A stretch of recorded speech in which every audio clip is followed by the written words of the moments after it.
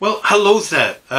Reverend Sinnott has asked me to say a few words about the possibility of taking a group from the parish on pilgrimage to Rome. And as you know, he's just finished the Acts of the Apostles as the Bible study.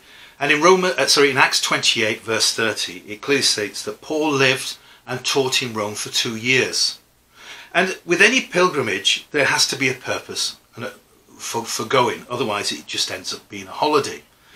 Well, the rector has decided that we should follow the route of St. Paul and see where he went in Rome and see if there's anything we can learn from his life there and his time in captivity. And there's lots of parts of Rome that we can still get a glimpse of the Rome that Paul would have known. For instance, we can start on the Via Appia Antica. It's a place where I can put my hand on my heart and say, I know this is the road that Paul came in on. It's the road used by Timothy, St. Luke. It's the road in which the different epistles travelled back and forth to the churches throughout the whole of Asia.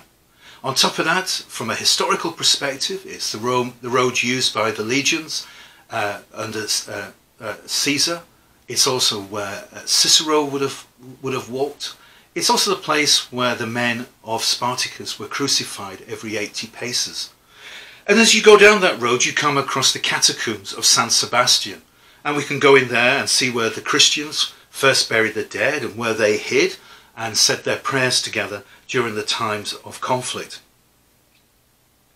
From there we can go into Rome itself, following where Paul was kept under guard, and on the way pass the church, the first church built by Emperor Constantine in Rome.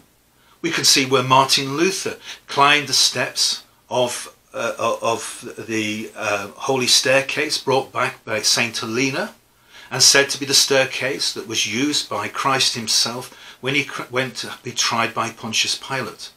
We can go on from there to look at the Jewish quarter where Paul would have stayed and where he met with the elders. From there we can go on, if you wish, to look at the architecture. We can look at the Forum, the Pantheon.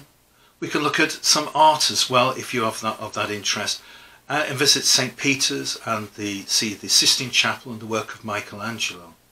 On top of that, it would be good to have a bit of fun and go and throw a coin in the Trevi Fountain and maybe sit and have an ice cream on the Spanish Steps and do a little bit of shopping and sightseeing as well.